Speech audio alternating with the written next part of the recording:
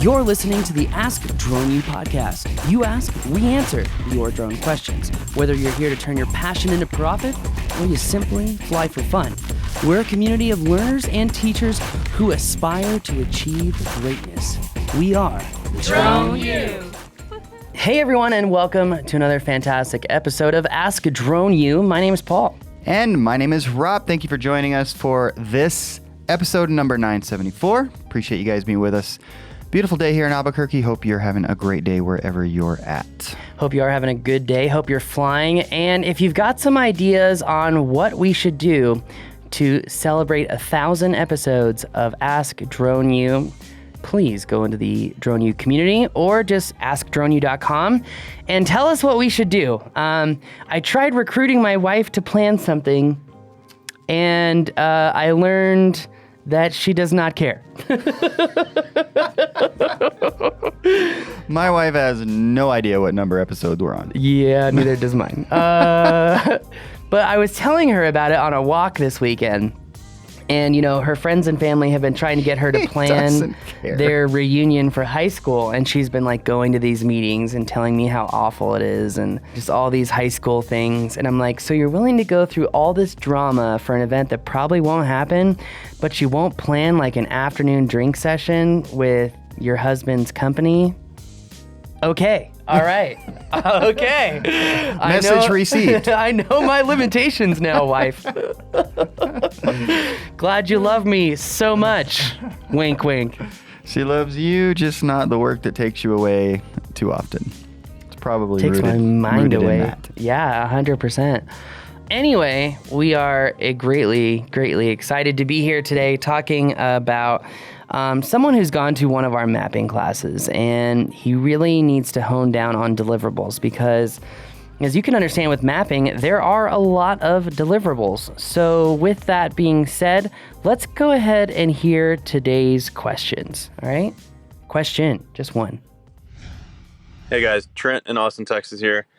I took the mapping class when you guys came to town back in November, and I really enjoyed it, so I appreciate you guys putting that on. I currently do real estate photo and video and a little bit of construction progress photo and video, and I'm trying to figure out how to incorporate mapping into my business. I think I've identified my niche. I live close to a lot of ranch and farm properties, and there's a ton of construction going on around where I live. And so I guess my question today is, what are the best deliverables for those areas of focus? And what is the best way to approach these companies and these property owners? And any info or any tips would help. And I appreciate you guys as always. Thanks. Thank you, Trent. Where did I get Ted? I think it's because you've been texting with Ted about his hotel and we were talking about him. Anyways, thank you, Trent, for the question. We really do appreciate it. Thank you for attending a mapping class. And Thank you. Seriously, thank you. Yeah, for sure. And definitely want to see you start to have that part of your business take off. And it will in time. That was, I think, yeah. That Austin? No, I think his business will take off in time. Yeah, for sure. As long as, here's the thing, guys. As long as you put in the time and you hustle, I didn't want to interrupt Rob here. Nope. But as long as you put in the time and you hustle and you research these things, you're going to be just fine. What's the key to success in the long term is creating systems in order to actually ensure that these processes and tasks get taken care of over time, as your attention can often be taken over by other distractions. Absolutely. So, farm and ranch, lots of construction, jumping right in, deliverables. What are those kinds of folks looking for to start off here? Oftentimes, it can be as simple as just showcasing a 3D model in real space with really good accuracy and a way to view those maps. I mean, sometimes, Rob, it can be as simple as, for example, with construction progression reporting. There was a speech given this last week at another drone conference where someone was doing literally a time lapse of video animations from inside of a particular project in point cloud. So he showcased the groundwork, and then he did another point cloud for when they dug essentially out of the earth. They did another point cloud a month later, and another one and another one. And then what they did is, instead of providing those point clouds to the client, they were just showcasing, start to finish, essentially. Okay, now this is what the building looks like, but let's go back to the very beginning and remember what the land looked like without this building, to essentially showcase a transformation, a stark contrast where we started and where we are now, which is really used for marketing. But one of the deliverables I think is extremely important and is extremely necessary when it comes to construction management. And this is why companies like Measure and Propeller have done such a good job of providing cloud-based processing, is that they allow for annotations and they allow for a very seamless and easy use of navigating these maps in a way that makes sense. Now, Intel showcased, what was it called? Mission Control. I think it was called Mission Control. And there was some other app where you could do the same thing. We could overlay BIM information onto these maps, and you could actually see a difference from one map to the other over time. So it was like essentially a slider bar that you would move from where we had started and where we had finished. And for a lot of permanent record of installation and auditing things, that's really important. Although I've never actually seen that implemented on the Intel side of stuff. I was still waiting. We tested the Intel drone, the Falcon 8 Plus, and if you remember in the comparison, we really weren't happy with all the extra work that was necessary in order to get that data. But anyway, okay, let's get back to this. So let's say I'm using Pix40, I'm really struggling here because I haven't eaten any food, and it's like I'm like sitting here thinking of my stomach, which I shouldn't be, but I've been going so many days of intermittent fasting, I'm finally hitting that point where I'm like, oh man, granola bar this time. is hard. So I apologize for my slowness in answering this question and formulating opinions and sentences. But that being said, the Pix40 model, whenever you're creating a point cloud, 3D textured mesh, any of that inside of Pix40, uploading that to the cloud and allowing the user to interact with that model within Pix40's user interface is really powerful, very simply because if they want to look at a particular point on the roof and they want to click that area, then they can blow up those images and literally look at what's wrong with that area. If they want to click below in a point cloud, maybe like near the door, to kind of get an idea of, okay, did they install that door seam correctly? They can click that area and then pull up all the pictures. For some construction crews, that is enough. For other construction crews that are much larger, that's not anything near what they need to do. Oftentimes, and I've been seeing a lot of people using Measure in their annotation protocol to essentially annotate when permanent record of installation has been done. So they have a timeline of every contractor and subcontractor that has done work. They have a visualization of that work, and they have a visualization of the timeline that it took for that work to be done. So it really depends as far as deliverables are concerned for construction. I mean, some people just want a basic 3D model of construction once it's completed. Some people want to showcase a timeline. So if you ever want to go in and reconstruct buildings and showcase essentially a linear progression over time through maps and models, it's a very powerful tool for marketing, but you need to know how to create those maps, how to create video animations, throw those into Final Cut Pro, merge them all together to create a really beautiful and powerful story. Other deliverables are obviously going to be volumetric deliverables, audits on piles, audits on cut and fill. Typically, whenever you're doing cut and fill calculations, you have to deliver that in some sort of report. So as far as deliverables are concerned, just a quick recap, we'll do, let's say, just a video time lapse for marketing, okay? A 3D model on Sketchfab for marketing. Let's talk about really quick volumetric measurements. That will be an outputted report that you would again get from Pix4D. But for more advanced deliverables, typically you need to have some sort of user interface or workflow for the client that annotates different parts of the project. Now, typically you want to work with project managers or project engineers to get a better sense of all the different ways that drones can essentially save you time and money. That could be in as-builts, that could be in cut and fill, that could be in elevations. There are just simply so many different ways to provide deliverables to construction outfits, you really need to work with project engineers and project managers to understand what would help them and what's the priority right now. Because typically, Rob, you're going to solve one or two problems and they're going to focus on that and never move on. So you want to make sure that you're able to educate your client on all the different deliverables and help, this is why I tell people all the time, you should work with a client that you want to work with. And if you want to do it for free and go in there and find out what's the best information that I could provide to you to solve problems, and essentially just go through the project engineer, meeting with them weekly. You do a map weekly. You can showcase the difference between those maps. You can upload it to the cloud. You can upload it to Sketchfab. That way the client can see, okay, if I upload it to Pix4D Cloud, now I can work with that model, move that model around. I can even, do some very basic functions with that model, like blowing up individual pictures to get a better ideology of that very specific point in place, versus Sketchfab where you can't do that. You're just looking at a 3D textured mesh, which is essentially when we draw triangles between all the points to try to make the model look more lifelike. I would think that when it comes to serving these clients in terms of the deliverables that they're going to need, you could have a construction company that's, say it's relatively large, but not so large that they have their own team of drone pilots, because a lot of construction companies are doing that now. We know because we're training many of them. But it's going to depend on what their client needs and wants. Point being, what they're asking you to do could change from project to project based on what their client finds value in. So the more you understand and know about all the things that you're talking about, the better off you're going to be as far as being able to offer these folks what they need for a given project. And I would say too, you may even want to research some of the cloud processors that are offering these all-in-one solutions. And remember, if you're not familiar with drone mapping and all these terms, you can just go to thedrone.com/what-is-drone-mapping-software/ and you can check out the laundry list of terms, softwares, deliverables, everything.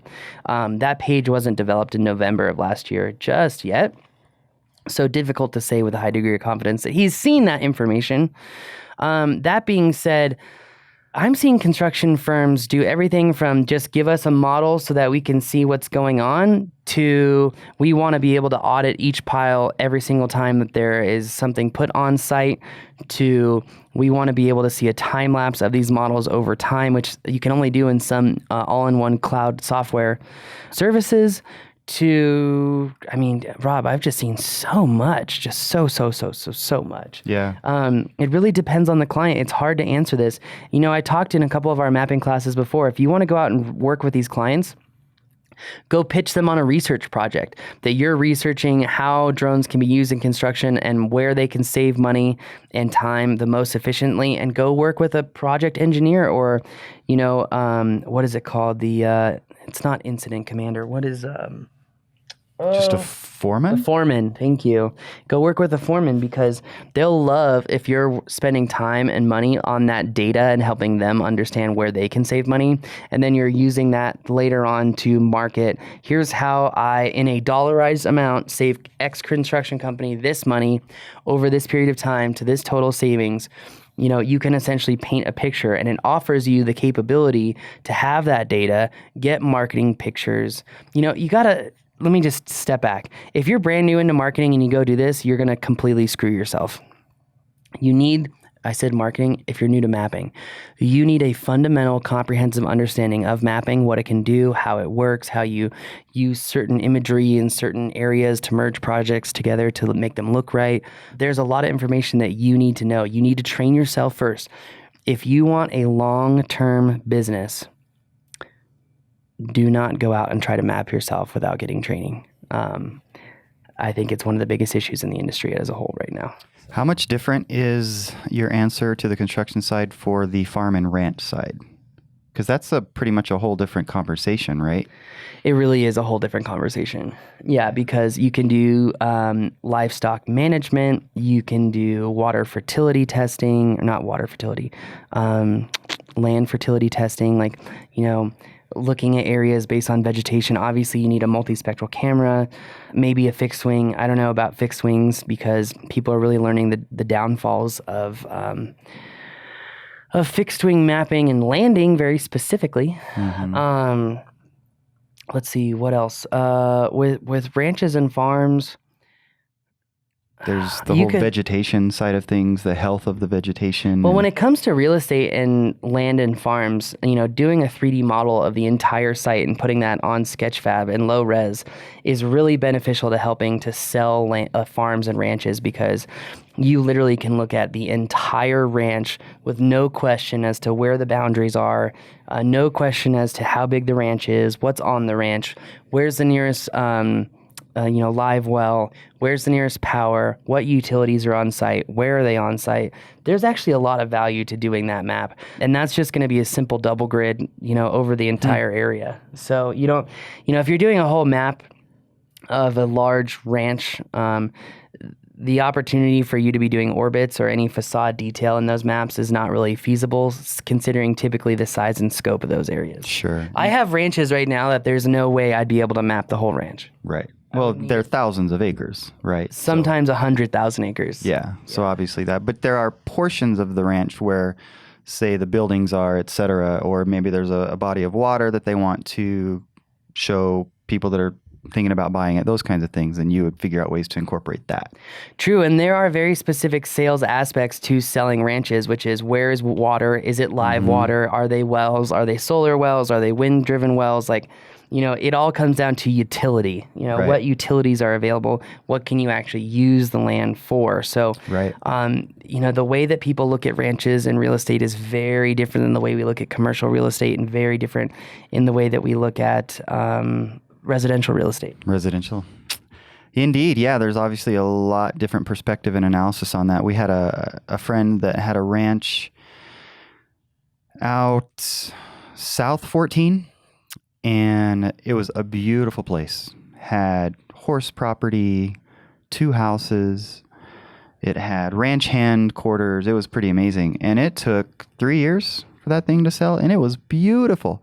And I don't know, perhaps if they had done some of these things and shown it in sort of more of an exciting way, I don't know, maybe it would have helped. Maybe, you cut a year off something like that. True. That could mean a lot of money for the person who owns that property. It totally could. So that's not a small thing. Now, where do you go This to? is why we should add another day on the mapping class to just be like, this is how you do a volumetric measurement. This is how you present it to your client. There's a lot of information that could go in there. We totally should do that, and we should also record that and let the people that have been to past mapping classes see that stuff so they can use it to I take the agree. information that they have and deploy it more effectively. But where does he go to get these kinds of businesses and these kinds of clients? I think part of the answer to that question is, what kind of budget do you have? And that said, just because you have a huge budget doesn't mean you should go blow a bunch of money on sending out postcards or something, for example. And one of the things that always comes to mind, particularly on the construction side, and I could see the same thing for the ranch and farm side. It kind of depends on what you're looking to do there, whether you're working with a real estate agent who sells those kinds of properties or whether you're trying to help the property owner do different things. But I just did a quick search Okay. on Austin Construction Industry Conference. And there's this whole list of things that are coming up just in April and May that I don't necessarily say go get a booth, but go work the room. We do that, right? And you've come away with a ton of value going to various conferences that matter to our industry. Value in terms of things that we've learned, value in terms of relationships made, because this kind of world is so relationship based. Particularly, I think, when you're talking about ranches and farms and the owners of those, many of those properties have been in families for generations. Mm-hmm. And it's a pretty tight-knit community. And you said you live in that area where there is a lot of that. So I'm presuming that you are somehow connected to that community through family, through friends, or whatever. So kind of going where those folks are, I believe, is going to be really important. And you're going to have to really understand the value that you can bring and be able to convey that in an articulate manner and how you're going to be able to help these folks, because there's a lot of different things you can do. You can optimize your website, et cetera, et cetera, et cetera. But it's really boots on the ground, I think, that's going to be the most effective way for him to go get people. And, Paul brought up the fact that we started this mortgage company that Tim and I had like 18 years ago. And he said, it's funny the way you said that. I know you guys had to market before I came along. And I've never seen you two at a marketing or networking event, so that's why I said that. Yeah, In fact, so- I mean, you're here at the office all the time. I don't know where Tim is half the time, so. we used to do a lot more of that in building the mortgage company, which was built to be pretty successful. I mean, it's 17 years old. We're getting ready to sell it. And we did a lot of that kind of stuff. The other thing that we would do, for example, we would go to the local real estate schools, and this isn't some revolutionary strategy, but we would just do it. We'd go there and we'd meet these new realtors, and we'd try to connect with 2, 3, 4, 5 of them. And then it's kind of a numbers game. It seems like it's always a numbers game. And obviously you want to be smart about it, but we would try to connect with 2, 3, 4, 5 of them. And then 1 or 2 of those inevitably ends up being a really successful realtor. And we've developed a relationship with them and helped them from the very beginning. And so, there are construction schools, and they're teaching people about how to get their construction licenses, all the various types of construction licenses that they can get. Maybe there's a way to get to know people in that particular environment. There are, and for all the different variations of the construction industry, whether it be high rise all the way down to single family, there are industry conferences just for those. And there are obviously broader conferences for those. We would do things like pick a category of people that we wanted to go after, one marketing thing that we did. And we knew that realtors, for example, got mail and emails. When we started, probably wasn't as much email, but there was still a lot of email back then. We're not that old. But we didn't want to just kind of blend in. So we did things like come up with unusual ways of marketing ourselves, like 2 bald mortgage guys, right? Some people thought that was stupid. Most people thought it was catchy. One thing we did was send out red tubes with a letter to these folks and a key. I won't necessarily go into everything that was in that tube, but the point was when a realtor got this red tube, all it was something similar to what they might get from someone else with a different message that we thought was clever, but they were going to open that red tube. And they were going to figure out what was in there and read it. And they might throw it away at that point, but I guarantee you we got a lot more people to open it than other mortgage companies doing similar type things where they were just sending letters or postcards or whatever. So you're looking for ways to capture their attention. And a lot of that, particularly in the construction industry, is going to be how can you bring them value, like Paul has been talking about, and just getting to know them and understand what they are looking for in terms of information. You mentioned a lot of the things that they're trying to do, for example, tracking what subcontractors are doing and making sure they're doing a good job. I mean, some of the things that you were talking about, I was thinking, wow, you could actually turn that into a 3 times a week gig, right? Where you're able to charge more. True. So boots on the ground, I'm repeating that now, but I think it's just so important. And that's, in many respects, you talked about how you, in a previous podcast, how you met Bill, right? Bill English from the NTSB. And what a fantastic relationship that's turned out to be. True. You were at a conference or at some sort of event. True. And a lot of that stuff happens at those things. It doesn't happen sitting here doing a podcast or me playing with numbers or whatever. It happens when you're out talking to these folks. And even as much as just trying to send emails, I know a lot of folks in our community would say, I've sent hundreds of emails or whatever it is, and I haven't really gotten much traction from that.